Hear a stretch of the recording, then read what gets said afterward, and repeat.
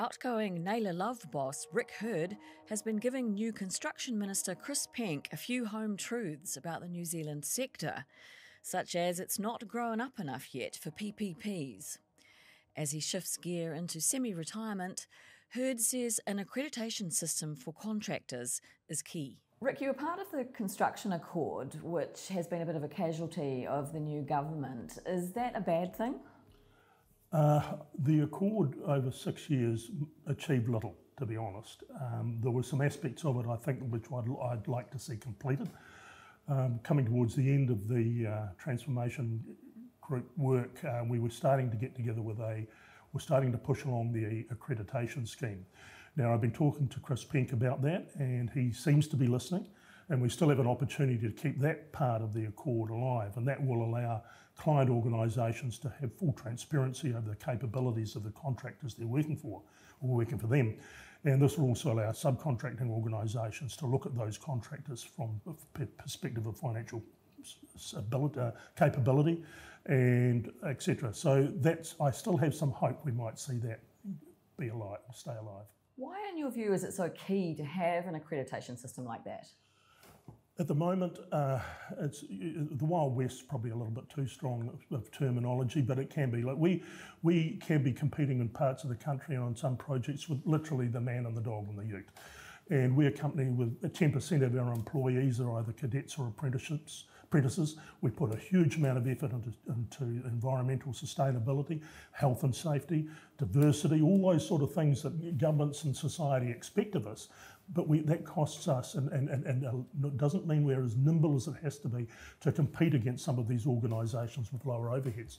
We also want to be stronger. We also want to have very strong balance sheets so we can invest in supply chain control, managing supply chain so we're not just putting margins on the prices we get, investing in research and development, and being able to stand behind the products and the buildings that we ultimately build.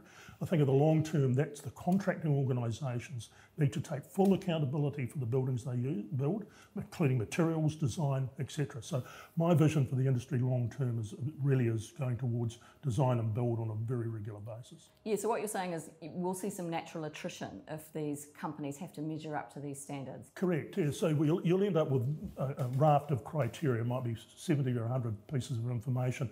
It'll cover things like what is the balance sheet strength of the organisation, what is the staff turnover of that organisation, what is their health and safety performance, what are they doing environmentally, are they managing their carbon emissions in line with the Paris Agreement, etc., etc., etc.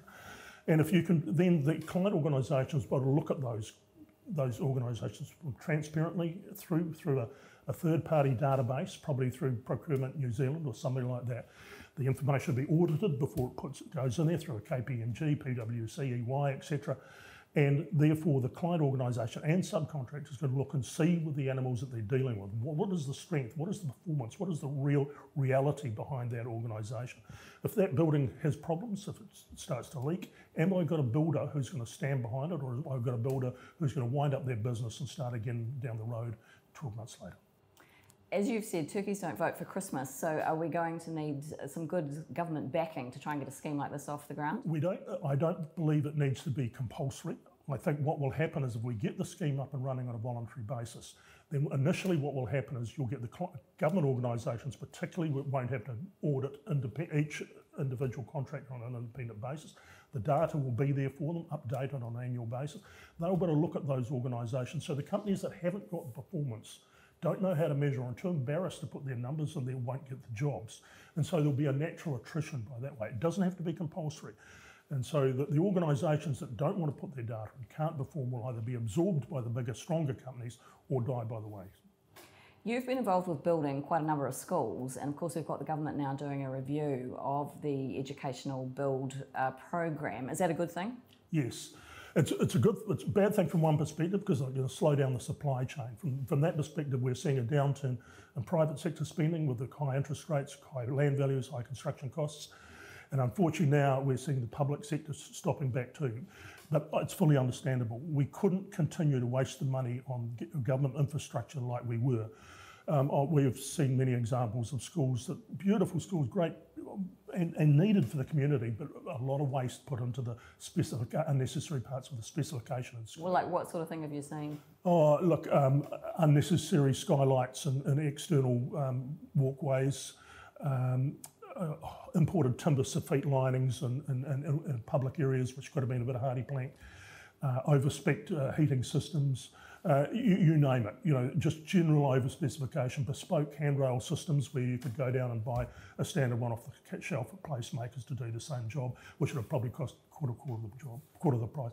So I've seen some of the schools we've built could have probably been built for 2/3 to 3/4 of the budgets that were actually spent, and still had the same equally usable, functional teaching environment.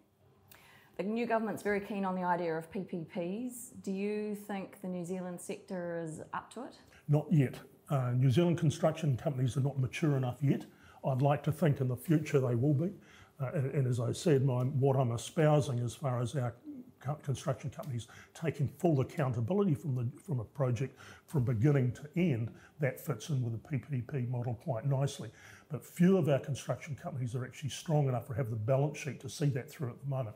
Naylor Love's probably getting to that position to do a large project, and that under a PPP means. But normally we're working with a large financial funding organisation who wants to take their margin out of it too, and their margins are normally pretty hungry.